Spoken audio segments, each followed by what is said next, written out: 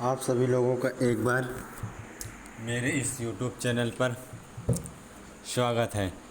जैसा कि आज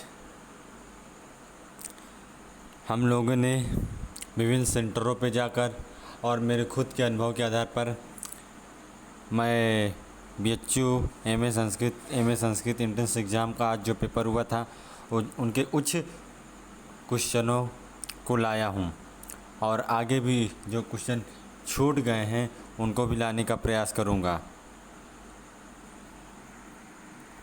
यदि आप लोगों को यह जो क्वेश्चन पेपर अच्छा लगे तो इस चैनल को लाइक कर लेना और सब्सक्राइब करना, जिससे आगे आने वाली जो DU और AU अन्य यूनिवर्सिटी की परीक्षाएं जो संस्कृत से रिलेटेड सारी जानकारियां आप लोगों को मिल जाएंगी। और इससे पहले यदि आप लोग प्रैक्टिस सेट करना चाहते हैं किसी भी यूनिवर्सिटी का तो आप जाकर चैनल में प्रैक्टिस सेट कर सकते हैं, उसका भी वीडियो मैंने डाल दिया है।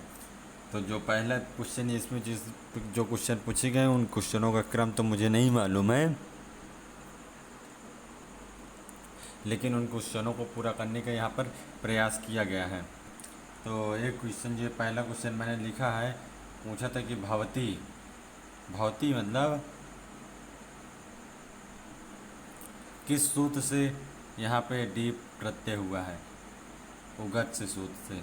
वहाँ पर यस वही प्रथमे और दिगु दिया गया था, लेकिन यहाँ पे उगत से सूत्र हो जाएगा। अगला पूछा था कि नारी में कौन प्रत्यय है, तो वहाँ पर आपका ऑप्शन दिया गया था डीप डिस डी नौटा प्रत्यय। तो वहाँ पर आपका नारी एक सूत्र है, नन्यु नृण यो वृद्धिश्च नारी, वहाँ से डी प्रत्यय हो गया। आप फिर पूछा था आपकी यमी में किस सूत्र से स्त्री प्रत्यय हुआ, तो ये पुंसा संयोग पुन योगात आख्यायाम, यमी यानी कि यम के साथ पत्नी, ये जो सूत्र दिया गया पुन योगात आख्याम, ये सूत्र कहता है कि किसी पुरुष शब्द के साथ यदि स्त्री का बोध होता तो वहाँ पर पुन योगात आख्यायाम से डिस प्रत्यय होता है। ठीक है। एक पूछा था आपसे, मैंने इसको इधर लिख दिया है, पहले पूछा था कि नाभा और भरों में कौन सा छंद है, तो द्वितीय विलंबित थी, यहाँ पर आपका छंद सही हो जाएगा। अगला क्वेश्चन पाँचों देखिए, तो वहाँ पर मंदाक्रांता दिया था तो उसका लक्षण पूछा था, तो उसका मतलब मंदाक्रांता का लक्षण हो जाएगा नताओ तद गुरु चेत। ठीक है। अगला चलते हैं, आपसे एक ऑप्शन पूछा था कि घट रूप में कौन सा समवाय है, घट रूप में कौन सा समवाय, तो यहाँ पर आपका संयुक्त समवाय हो जाएगा। ठीक है। फिर एक अगला क्वेश्चन पूछा था आपसे ये वाला, तंतु रूपम में कौन सा कारण है, समवायी कारण था कि असमवायी कारण की निमित्त भेदात, ये ऑप्शन आपके दिए गए थे, तो वहाँ पर आपका सही हो जाएगा असमवायी कारण। अगला चलते हैं, आपसे पूछा था कि गुण किसके अंतर्गत आता है, तो द्रव्य के अंतर्गत तो आपका 9 आ जाएंगे, 9 शब्द आ जाएंगे। ये आपका परिणाम के अंतर्गत आ जाएगा। हाँ, एक क्वेश्चन और मुझे याद आ गया, आपसे पूछा था कि इंद्रियार्थ सन्निकर्ष कितने प्रकार का होता है, तो आपका ऑप्शन उसमें सही हो जाएगा, इंद्रियार्थ सन्निकर्ष 6 प्रकार का हो जाएगा, वहाँ पे आपका ऑप्शन सही हो जाएगा 6। और एक क्वेश्चन पूछा था कि रस कितने प्रकार के होते हैं, तो आपने ये पढ़ा होगा रूप और रस, तो मधुर अम्ल लवण कटु कसय तिक्त भेदात, ये खड़ विधा रस भी 6 प्रकार के पाए जाते हैं। आगे चलते हैं, आपसे पूछा था ये क्वेश्चन में 4 दिए गए थे, उसमें आपको ये बताना था, तो अभाव में आपका 4 अभाव सही हो जाएगा, द्रव्य में आपको 9, कर्म में 5, विशेष यहाँ पर आपका हो जाएगा अनंत, विशेषत्व अनंता हो जाएगा। अगला आपसे पूछा था विभिन्न वेदों के आचार्य से संबंधित प्रश्न पूछे गए थे, वहाँ पर आपका ऑप्शन दिया था पैल, तो पैल आपका ऋग्वेद के आचार्य हो जाएंगे, यजुर्वेद के आचार्य वैशंपायन हो जाएगा, सामवेद के आचार्य हो जाएंगे आपके जैमिनी। अथर्ववेद के आचार्य हो जाएंगे सुमंतु। ये आपसे पूछा था कि ये ऊपर वाला आपसे क्वेश्चन सीधा सीधा तर्क संग्रह से रिलेटेड था, और ये वाला जो क्वेश्चन था ये आपका वेदों के आचार्यों से संबंधित था। आगे चलते हैं, देखते हैं। अगला पूछा था कि प्रमुख वेदों के जो क्या कहते हैं उसको, ऋत्विक क्या थे। तो ऋग्वेद की ऋत्विक हो जाएगा होता। यजुर्वेद का अर्धायु, सामवेद का उद्गाता, और अथर्ववेद का सही हो जाएगा यहाँ पे ब्रह्मा। अगला क्वेश्चन था कि वाजसनेयी प्रतिशाखी ग्रंथ किससे संबंधित था। शुक्ल यजुर्वेद से। अगला देखते हैं, वास्कल शाखा किससे संबंधित था। तो ये ऋग्वेद से संबंधित था वास्कल शाखा, क्योंकि देखिए ये ऋग्वेद के 5 शाखाएं मानी गई। अश्वलायन, सांख्यायन, मांडुकायन। वास्कल, साकल, अश्वलायन, सांख्यायन और मांडुकायन। ठीक है। अगला देखते हैं, ऋग्वेद के प्रथम सूक्त के ऋषि कौन है। मधुचंदा। सांख्य। फिर अगला क्वेश्चन जो पूछा गया 15 नंबर, सांख्य दर्शन में प्रमाण कितने मानता है। तो सांख्य दर्शन 3 प्रमाण मानता है, जैसे प्रत्यक्ष, अनुमान और उपमान। ये 3 आपके प्रमाण सही हो जाएंगे। अगला हो जाएगा दो पद में समास कौन हो जाएगा। तो इसमें बहुब्रीहि समास हो जाएगा, और इसमें अन्य पद प्रधान होती। प्रायण अन्य पदार्थ प्रधान हो बहुब्रीहि से, प्राय अन्य पदार्थ प्रधान हो तो वहाँ पर बहुब्रीहि समास होता है। अगला से सर्वे गुणा कांचमश्रयन्ते, इसमें ये किस ग्रंथ की उक्ति है। तो ये आपसे पूछा था निषदकम की पूछी थी। और एक आपसे पूछा था को अन्य दग्धुम प्रभवती, या किस की सूक्ति, ये भी अभिज्ञा शाकुंतलम की हो जाएगी। यहाँ से आपसे अगला क्वेश्चन पूछा था कि यजुर्वेद की शाखाएं कितनी। तो यजुर्वेद की 21 शाखा हो जाएगी। आपसे एक क्वेश्चन और पूछा था कि जो विकृति पाठ हैं उनका सही क्रम बताइए। तो ये आपके यदि आप लोग इस तरह लगाए होंगे तो मुझे याद नहीं कौन कौन सी विकृतियाँ दी गई थी, लेकिन आप देख लीजिए। पहले क्रम में जटा है, फिर माला, इस पर शिखा, फिर रेखा, फिर ध्वज, फिर दंड, फिर रथ और फिर घन। ठीक है। एक क्वेश्चन आपसे अगला पूछा 20वां नंबर देखिए। ये पूछा था कि शकुंतला की सखियाँ कौन थी। तो शकुंतला की अनसुईया और प्रेमवदा 2 सखियाँ थीं। एक क्वेश्चन पूछा था कि अल्प प्राण के अंतर्गत कौन कौन वर्ण। तो वर्गों के पहले, तीसरे और 5वें और यण प्रत्याहार वो अल्प प्राण के अंतर्गत आता था। और एक आपसे पूछा था कि ज्या क्या है। तो ज्या ये भी आपका अल्प प्राण के अंतर्गत आ जाएगा। ये क्या हो गया। ठीक है। एक ये सीधे से आपसे सांख्य दर्शन से पूछा था कि मूल प्रकृति क्या। तो प्रकृति विकृति मूल प्रकृति है। फिर अगला था कि चंद्रापीठ को उपदेश किसने दिया। तो चंद्रापीठ को उपदेश शुकनाथ दिया था, वैशंपायन ने उपदेश नहीं दिया था, क्योंकि वैशंपायन उसका मित्र था। अब आगे चलते देखते हैं। ये वामा पूछा था कि वामा का क्या अर्थ होता है। तो वामा का विपरीत आचरण करने वाली स्त्री, ये आपका अभिज्ञान शाकुंतलम से रिलेटेड था। अगला देखते हैं कि अत्युत दिशी देवात्मा नागाधिराज। इसमें कौन सा छंद था पूछा था। तो इसमें आपको उपजात छंद हो जाएगा। आपने उपजाति का पढ़ा होगा। अनंत रोरिदित लक्ष्म भाजो पादो यदीय उपजातस्तः। ठीक है। ये आपका शिवराज विजय 3 निश्वास और 12 उच्छ्वासों में विभक्त है।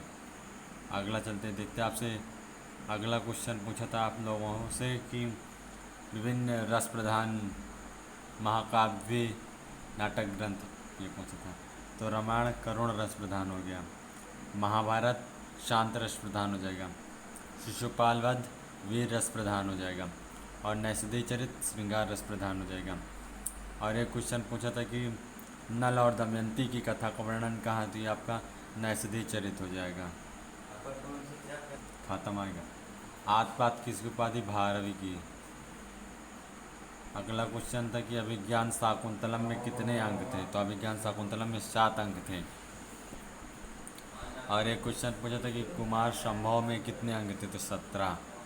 इस बार का क्वेश्चन काफ़ी ही कठिन भी था। जो आपसे तार्किक लेवल से भी कुछ क्वेश्चन पूछे गए थे कि इस ऑप्शन एक में कौन सा सही कौन सा गलत है, इस लेवल पे क्वेश्चन पूछा गया था। वैसे जिन लोगों ने पिछले साल के प्रैक्टिस सेट या क्वेश्चन पेपर कॉल किया था उन्हें किसी भी प्रकार की कोई दिक्कत नहीं थी। कट ऑफ इस बार पिछले साल से कम जाने को उम्मीद है, क्योंकि इस बार का पेपर ही अच्छा बना था। ये क्वेश्चन पूछा था कि कालिदास किसकी प्रसिद्धि क्या, तो उपमा कालिदास के लिए प्रसिद्ध है। अगला क्वेश्चन ये वाला क्वेश्चन तो था कि प्रमुख ग्रंथों पर मतलब टीकाएँ कौन कौन सी टीकाएँ लिखी गई थी। तो ये जितनी यहाँ पर जितनी ये 4 टीकाएँ दी गई हैं, ये चारों टीकाएँ आपकी किसके द्वारा लिखी गई, वो मल्लीनाथ द्वारा लिखी गई हैं।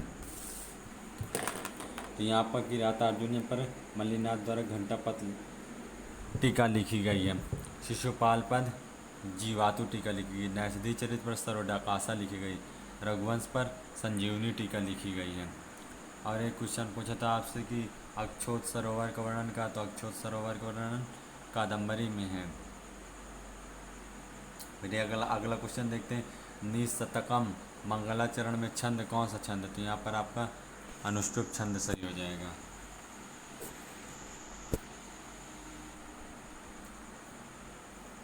इस बार ज़्यादातर क्वेश्चन साहित्य से ज़्यादा क्वेश्चन थे, दर्शन से लेवल से कुछ थे। वो सारे क्वेश्चन जो दर्शन के लेवल के थे वो सारे सरल ही क्वेश्चन थे। अगला चलते देखते पूछा था कि भवति में प्रयुक्त लकार क्या, तो भवति में प्रयुक्त लकार लेट लकार का प्रयोग किया गया था। अगला है प्रस्थानत्रय के अंतर्गत कौन आता, तो श्रीमद् भागवत गीता। ठीक है। अगला पूछा था कि क्रम बताइए, तो यहाँ पर आपका क्रम जिन्होंने ये लगाया कि स्पृष्ट ईसत स्पृष्ट ईसत विपरीत विपरीत और समृद्ध, इन क्रमों को जिन लोगों ने लगाया तो उन लोगों का यह प्रश्न सही माना जाएगा।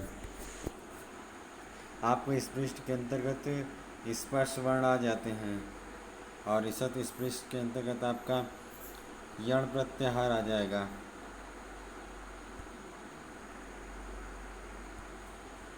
और ईसत विपरीत के अंतर्गत आपका सल प्रत्याहार आ जाएगा और विवर्त के अंतर्गत आपका अच प्रत्याहार आ जाएगा और आपका समृद्ध के अंतर्गत केवल हास्य आएगा। आगे चलते हैं देखते हैं। पूछा था कि तवलकारा में कौन संधि है, प्रावहा में कौन संधि और लाकृति में कौन सी संधि और पावका में कौन संधि। इसमें पूछा था कि आप लोगों से कि इसमें कौन सी संधि है किनमें, तो आपका तवलकारा में गुण संधि हो जाएगी, प्रवाह में वृद्धि संधि हो जाएगी, लाकृति में यण संधि और पावका में अयादि संधि। आगे चलते देखते हैं। इसमें क्वेश्चन में कई क्वेश्चन में पूछ लिए गए थे, कुछ में तो एक ही क्वेश्चन था और कुछ में तो एक क्वेश्चन के अंतर्गत तीन क्वेश्चन बने थे और कुछ में तो एक क्वेश्चन के अंतर्गत 4 क्वेश्चन बने थे। इस हिसाब से कुछ क्वेश्चनों का उत्तर तो आपको लोगों को आता भी रहा होगा, तब भी आप लोगों ने कुछ लोगों ने कुछ क्वेश्चनों को पेंडिंग में लगा दिया होगा या कुछ क्वेश्चनों को ना किया होगा, क्योंकि आप लोगों को एक ऑप्शन मालूम था लेकिन दूसरा ऑप्शन ना मालूम होने की वजह से वो क्वेश्चन गलत हो रहा था, जबकि एक क्वेश्चन 4 नंबर का था और यह क्वेश्चन जो पेपर हुआ था वो माइनस मार्किंग आधार पर था।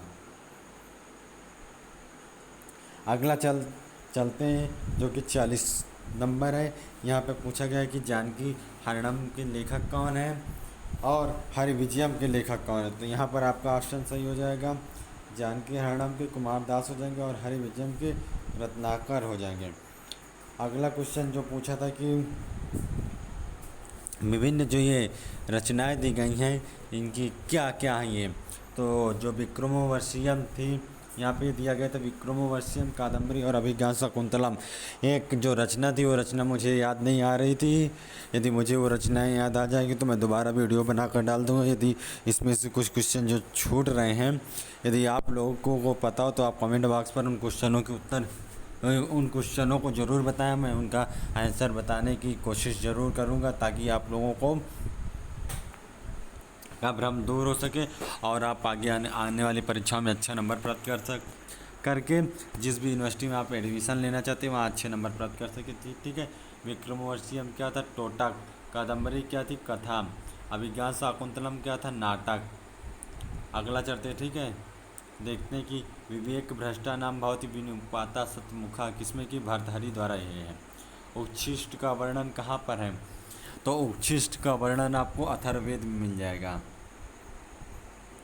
अगला क्वेश्चन जो 44 नंबर है, ये आपसे पूछा था सीधा सीधा कि विभिन्न दर्शनों के अनुसार कितने प्रमाण माने गए हैं? तो सांख्य के अनुसार 3 प्रमाण हो जाएगा, वैशेषिक दर्शन के अनुसार 2 प्रमाण हो जाएगा, वेदांत के अनुसार 6 प्रमाण हो जाएगा, न्याय दर्शन के अनुसार 4 प्रमाण हो जाएगा। अगला चलते हैं। अगला जो 45वां नंबर क्वेश्चन था उसमें विभिन्न कवियों की उपाधियों की से किससे संबद्ध क्वेश्चन पूछे गए थे? तो वाल्मीकि क्या है? आदि कवि। कवि कालिदास कविकुल गुरु थे। भारवी के आदपात। अंबिका दत्त व्यास घटिका शतक उनकी उपाधि। अगला जो क्वेश्चन था विभिन्न कवियों की प्रसिद्धि से रिलेटेड प्रश्न था, जिनमें दिया था गया था कि कालिदास, भारवी और दंडी और बाणभट्ट किसके लिए प्रसिद्ध हैं? तो यहाँ पर आपका ऑप्शन कालिदास उपमा के लिए प्रसिद्ध थे, भारवी अर्थ गौरव के लिए प्रसिद्ध थे, डांडी पद लालित के लिए प्रसिद्ध थे, बाणभट्ट पांचाली रीति के लिए प्रसिद्ध थे। और जो अगला क्वेश्चन था कि नाटक, प्रकरण, भाण, प्रहसन, डिम्ब, वयोग, समवकार, वीति, अंक और यह मृग, ये आप लोगों को पूछा था कि जो क्रम दिया गया है इन लोगों मतलब इन चीज़ को किस क्रम में दिया गया है, उनको क्रम में व्यवस्थित रूप से कीजिए। तो आप लोग इसको देखकर व्यवस्थित रूप में कर सकते, देख सकते कि हम लोगों ने क्या क्या उत्तर लगाया था। और एक और आपका क्वेश्चन दिया गया था कि महाभारत के क्रमों का वर्णन कीजिए। तो आप मेरे इस चैनल के अंदर जाकर उन प्रैक्टिस सेट को हल कर लीजिए जो मैंने इस परीक्षा से पहले करवाया था। यदि आप लोगों के पास यदि आप लोग अभी भी इलाहाबाद यूनिवर्सिटी की तैयारी करना चाहते हैं एमए संस्कृत से, तो आप लोग यह चैनल आप लोगों के लिए काफ़ी इम्पॉर्टेंट होगा। और यदि आप लोगों को यह वीडियो अच्छी लगी हो तो इस वीडियो को लाइक करें, शेयर करें और अपने दोस्तों के साथ भी शेयर करें और इसमें कमेंट करें। और आप लोगों को किसी प्रकार कोई दिक्कत है तो यदि आप कमेंट करते हैं तो मैं आप लोगों की कमेंट का जवाब देने के लिए अवश्य तत्पर रहूँगा। और यदि आप लोगों को किसी प्रकार की कोई दिक्कत और होती है तो आप उसे ज़रूर बताएं और आप व्हाट्सएप ग्रुप से भी जुड़ सकते हैं। चलिए तब तक के लिए नमो नमः। नमः संस्कृताय।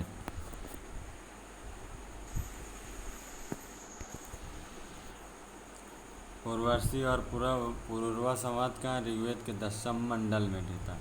तट शब्द में कौन सा लिंग है? स्त्रीलिंग।